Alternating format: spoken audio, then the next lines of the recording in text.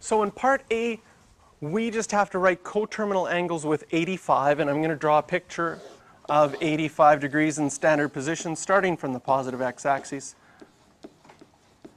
That would be 85 degrees about. And we need to list all of the angles coterminal with that between negative 800 and 800.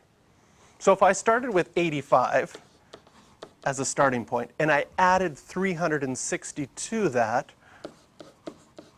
I would get 445 degrees. If I added 360 to that again,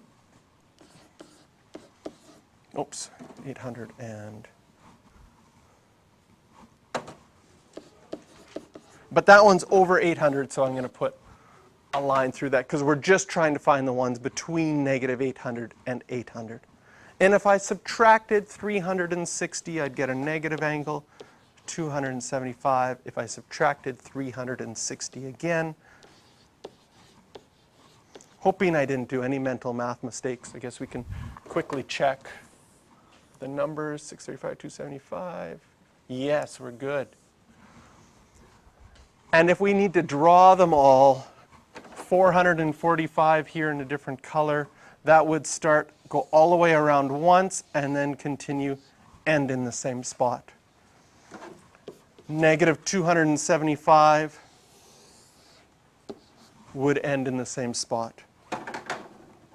Negative 635 would go around once.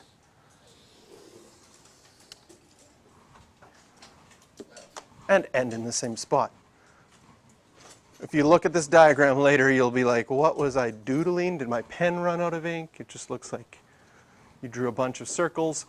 But the idea is that they all end in the same spot, and that's what makes them coterminal.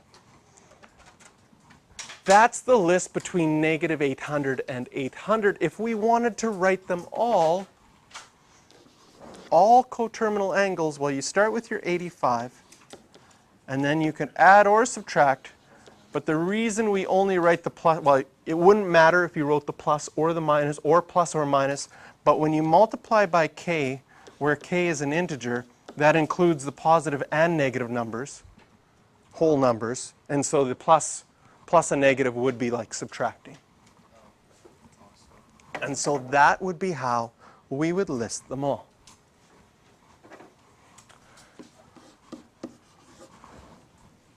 Four and five practice.